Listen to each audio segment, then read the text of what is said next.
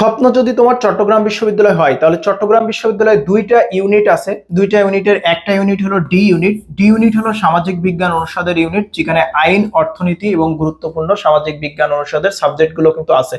সুতরাং তোমার যদি আইন স্বপ্ন হয়, অর্থনীতি স্বপ্ন হয়, ডি ইউনিট বা এই যে বিভাগ পরিবর্তন বা মানবিক গ্রুপের যে টপ সাবজেক্ট এগুলো যদি স্বপ্ন হয় তাহলে তোমাকে ডি ইউনিটে পরীক্ষা দিতে হবে। আজকে আমরা ডি ইউনিটের প্রশ্ন বিশ্লেষণটা করব এবং তোমাদেরকে বোঝাবো যে ডি ইউনিটে কোন টাইপের কোশ্চেন গুলো আসে এবং কোন কোন সতর্কতাগুলো তোমাদের অবলম্বন করা উচিত। তো প্রথমে দেখো বাংলা, এখানে আবাসিক কথা কেন লিখছে তার একটা কারণ আছে, সেই কারণটা একটু নিচে গেলেই তোমরা বুঝতে পারবা। বাংলা তোমাকে অবশ্যই আনসার করতে হবে, এই জন্য তোমাকে বলা হয়েছে এটা আবশ্যিক অংশ। তো বাংলার প্রশ্নটা একটু দেখো। বাংলার প্রশ্নগুলো আসলে তেমন খুব একটা বেশি যে তোমার অন্য টাইপের প্রশ্ন এমনটা না, মোটামুটি জেনারেল প্রশ্ন, বাট তোমাকে বুঝতে হবে যে কোন টাইপের প্রশ্নগুলো আসছে। প্রথমে যে প্রশ্নটা আসছে এটা সরাসরি আসছে কবিতা থেকে।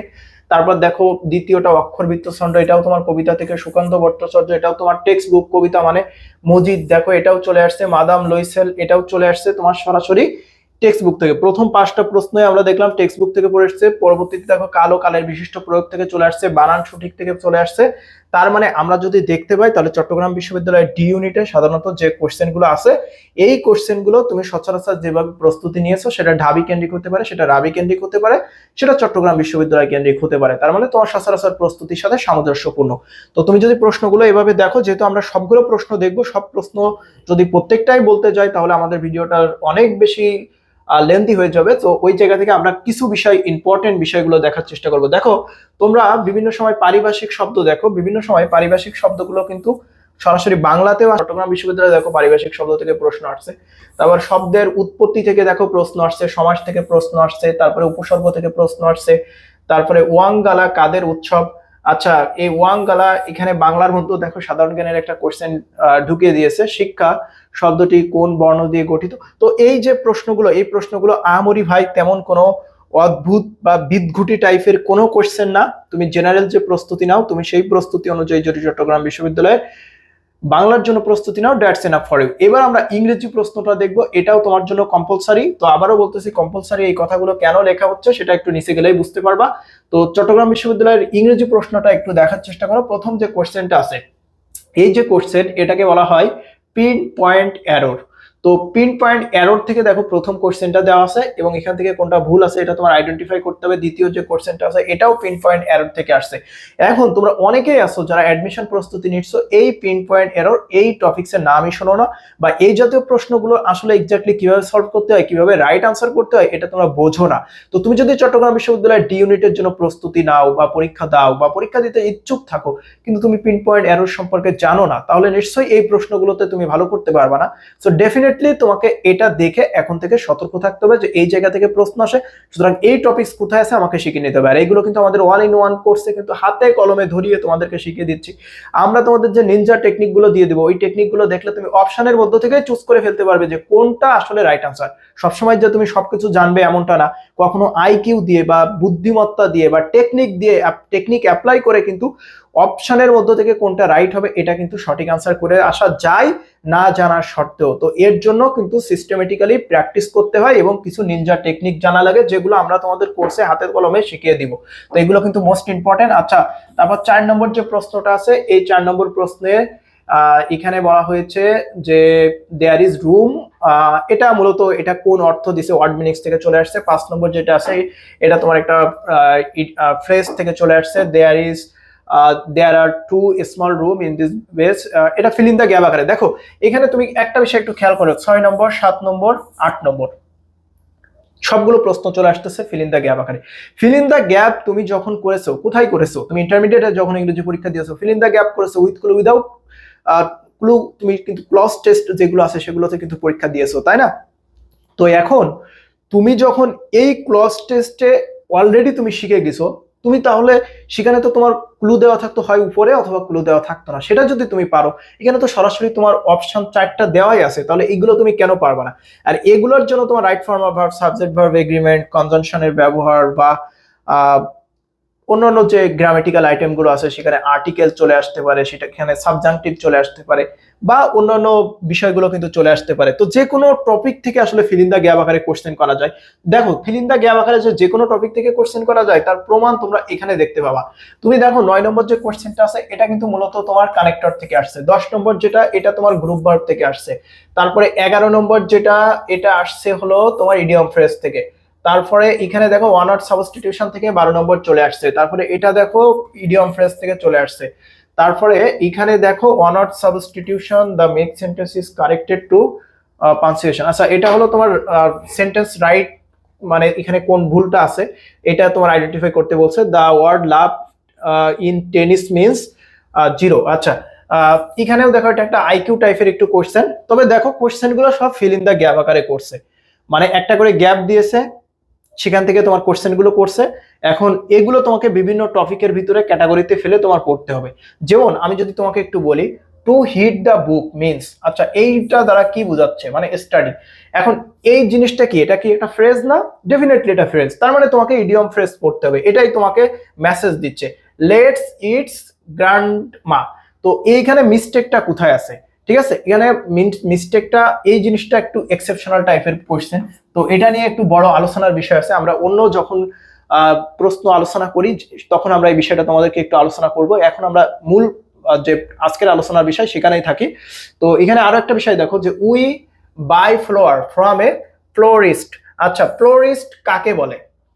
ঠিক আছে, এটা তোমাকে জানতে হবে। এটা হলো ওয়ান ওয়ার্ড সাবস্টিটিউশন। তুমি যদি ওয়ান ওয়ার্ড সাবস্টিটিউশন ভালো করে পড়ো এটা ডেফিনেটলি তুমি রাইট আনসার করতে পারবা। ঠিক আছে, তো এই বিষয়গুলো তোমাকে এভাবে আর কি বুঝতে হবে, কোশ্চেন গুলা কোন জায়গা থেকে আসলো এটা বুঝতে হবে। এখন তোমাকে আমি এই জায়গাটা একটু তোমাকে দেখাই।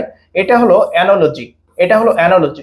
তো এই অ্যানালজি থেকে চট্টগ্রাম বিশ্ববিদ্যালয়ে কোশ্চেন করে, ডেফিনেটলি তোমাকে পড়তে হবে। তো এই বিষয়গুলো একটু বুঝতে হবে। দেখো ওয়াশ আউট এর ইংলিশ মিনিংসটা কি? এটা হলো তোমার ইডিয়ম ফ্রেজ। আচ্ছা তারপর দেখো ওপেন দা ব্ল্যাঙ্কেট, এটার ওপেন দা ব্ল্যাঙ্কেট এটার একটা ইডিয়ম ফ্রেজ। তারপর I am in Switzerland the metaphorical meanings to be neutral. আচ্ছা তো এই যে দেখো মেটাফরিক্যাল মিনিংস এটা হলো লিটারারি টার্ম অ্যান্ড ফিগারের বিষয়। তুমি যদি লিটারারি টার্ম অ্যান্ড ফিগার যদি বুঝতে পারো তাহলে এই ধরনের প্রশ্নগুলো তুমি রাইট আনসার করতে পারবে। তার মানে এখন তোমাকে আমি যে কয়টা প্রশ্ন দেখালাম এই প্রশ্ন দ্বারা মূলত যে বিষয়টা বোঝানোর চেষ্টা করলাম সেটা হলো চট্টগ্রাম বিশ্ববিদ্যালয়ের ডি ইউনিটের ইংরেজি প্রশ্ন হবে একটু অন্য টাইপের। মানে তুমি যাই পড়বা কিন্তু সেটা একটু ঘুরিয়ে পিছিয়ে তোমার প্রশ্নটা করবে, সরাসরি ইডিয়ম ফ্রেজ থেকে অর্থ দিবে না, বা সরাসরি তোমাকে একটা ওয়ান ওয়ার্ড সাবস্টিটিউশন দিয়ে বলবে না যে এটাকে এটার সঠিক অর্থ কি বা এটা দ্বারা কি বোঝায়, বরং একটু টেকনিক্যালি কোশ্চেন করবে, যেটা তোমাদেরকে আমি দেখালাম। এবার তোমরা যদি জিকের পার্টটা দেখো এই জায়গায় হলো সতর্কতার মোস্ট ইম্পর্টেন্ট পার্ট। সেটা হলো প্রথমে আছে বিশ্লেষণ দক্ষতা। বিশ্লেষণ দক্ষতা এখানে তোমার মার্ক রয়েছে 20। তো এটা হলো তোমার জন্য আবশ্যিক অংশ, মানে এই বিশ্লেষণ দক্ষতার প্রত্যেকটা প্রশ্নই তোমার মাস্ট আনসার করতে হবে। এটা তোমার আইকিউ বা জেনারেল নলেজ, ঠিক আছে, তোমার বিশ্লেষণী ক্ষমতা অ্যানালিটিক্যাল অ্যাবিলিটি কতটুকু আছে এটাই মূলত এগুলো দ্বারা যাচাই করা হয়। এটার জন্য আলাদা করে প্র্যাকটিস করতে, এটা আমরি কোটিং এর কিচ্ছু না।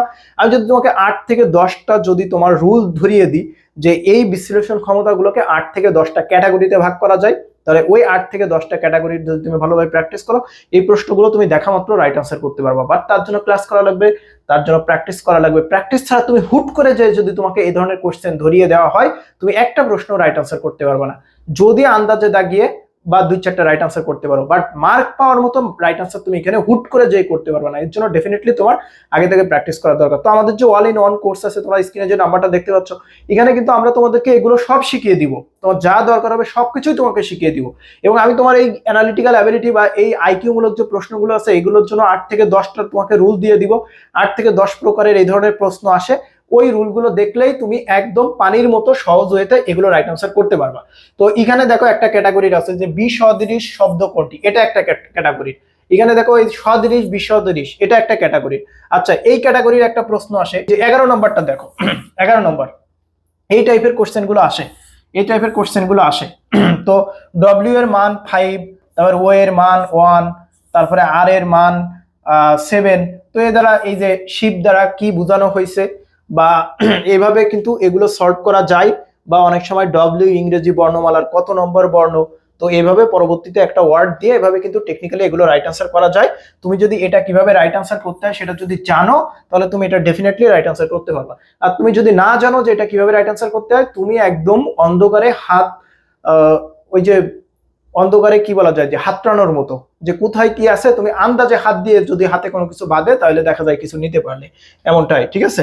বিট ইন দ্য বুশ যেটাকে বলা হয়, যে আন্দাজে ঢিল ছোড়ার মতো। তো এইভাবে তোমাকে আর মোটামুটি অ্যানালিটিক্যাল অ্যাবিলিটি গুলো রাইট আনসার করতে হবে। আচ্ছা, অ্যানালিটিক্যাল অ্যাবিলিটি দেখবে এই টাইপের কোশ্চেন গুলো আসে, এই যে আয়নায় দেখা গেল ঘড়িতে এত মিনিট, তাহলে এটা কত, বা এই যে কোশ্চেন পিতা পুত্রের বয়স সংক্রান্ত, বা এই যে বর্ণ সংক্রান্ত, আবিধানিক শব্দক্রম অনুসার, এই এই এই টাইপের কোশ্চেন গুলো তোমাকে জাস্ট প্র্যাকটিস করতে হবে। এখন সাধারণ জ্ঞানের এই পার্টটা হলো তোমার জন্য ঐচ্ছিক। তুমি চাইলে সাধারণ জ্ঞানের এই 20টা কোশ্চেন যেটা একদমই তুমি বি ইউনিটের যে সাধারণ জ্ঞান আছে তার মতো করে এই কোশ্চেন গুলা, তো এই 20টা কোশ্চেন কিন্তু তুমি চাইলে আনসার করতে পারো, চাইলে নাও আনসার করতে পারো। তাহলে তুমি যদি না আনসার করো তাহলে আর 20 মার্ক তুমি কোথা থেকে আনসার করবা? আর 20 মার্কের জন্য রয়েছে তোমার সাধারণ ঐচ্ছিক অংশ, সাধারণ গণিত। তুমি চাইলে এই সাধারণ গণিতের এখানেও তোমার 20 মার্ক আছে, তুমি চাইলে এই অংশ থেকেও 20 মার্ক নিতে পারো। অথবা তোমার জন্য আরো একটা সুযোগ আছে, যদি তোমার ইন্টারমিডিয়েটে অর্থনীতি সাবজেক্ট থাকে, তুমি সাধারণ জ্ঞানের অংশ বাদ দিয়ে তুমি এই অর্থনীতি এই অংশ থেকে 20 মার্কের আনসার কিন্তু তুমি করতে পারো। তার মানে আমরা সাধারণ জ্ঞানের ক্ষেত্রে 3টা বিষয় দেখলাম, একটা হলো অ্যানালিটিক্যাল অ্যাবিলিটি, একটা হলো সাধারণ গণিত, এবং একটা হলো তোমার সাধারণ জ্ঞানের বিষয় বলি, আর সর্বশেষ তোমার অর্থনৈতিক বিষয় বলি। তো তোমার অ্যানালিটিক্যাল অ্যাবিলিটিটা তোমার জন্য ম্যান্ডেটরি, ওটা আনসার করতে হবে ওই 20 মার্কের মতো। অর্থনৈতিক বিষয় বলি বা সাধারণ জ্ঞান বা তোমার সাধারণ গণিত, এই 3টা বিষয় মানে লাস্ট যে 60 মার্ক আছে, এই 60 মার্কের মধ্যে যে কোনো একটা তোমাকে আনসার করতে হবে, যেটা মার্ক হলো 20। আর অ্যানালিটিক্যাল অ্যাবিলিটি এটা তোমার জন্য ম্যান্ডেটরি, এখান থেকে 20, টোটাল হলো তোমার সাধারণ জ্ঞানের এই 40। তো ডি ইউনিটের এই কিন্তু পার্থক্য আছে। আর ডি ইউনিটের যদি তুমি প্রস্তুতি নিতে চাও, ডেফিনেটলি তোমাকে একটু ডিফারেন্ট ওয়েতে প্রস্তুতি নিতে হবে। তুমি চাইলে বি ইউনিটের মতো, যেমন তুমি রাজশাহী বিশ্ববিদ্যালয়ে এ ইউনিটের প্রস্তুতি নিচ্ছ বা ঢাবির জন্য প্রস্তুতি নিচ্ছ, ওইটা দিয়ে যেমন বি ইউনিটে তুমি চালিয়ে দিতে পারবে, ডি ইউনিটে কিন্তু তুমি এটা পারবে না। ডি ইউনিটের জন্য ডেফিনেটলি তোমার জাহাঙ্গীরনগর ইউনিভার্সিটির মতো একটু আলাদাভাবে প্রস্তুতি কিন্তু অবশ্যই নিতে হবে, নাহলে ভালো করতে পারবে না। তো তোমরা ডোন্ট ওয়ারি, তোমাদের কিচ্ছু করতে হবে না। যদি আমাদের ইন্টেনসিভ কেয়ারে থাকো, আমরা তোমাদের ইন্টেনসিভ সাপোর্ট প্রোভাইড করবো ইনশাল্লাহ। এই সব জায়গাগুলো তোমাদের হাতে কলমে শিখিয়ে দেওয়ার দায়িত্ব আমাদের। তো স্ক্রিনের যে নাম্বারটা দেখতে পাচ্ছ, আমাদের বর্তমানে যে কোর্সটা আছে অল ইন ওয়ান কোর্সে কিন্তু 50% ডিসকাউন্ট আছে। তোমরা চাইলে এখন আমাদের সকল কোর্স 1550 টাকায় কিন্তু পারচেস করতে পারবা। আমাদের রেগুলার কোর্স প্রাইস হলো 3000 টাকা। তো তোমরা দেরি না করে এই লুক্রেটিভ সুযোগটা এক্ষুনি লুফে নাও।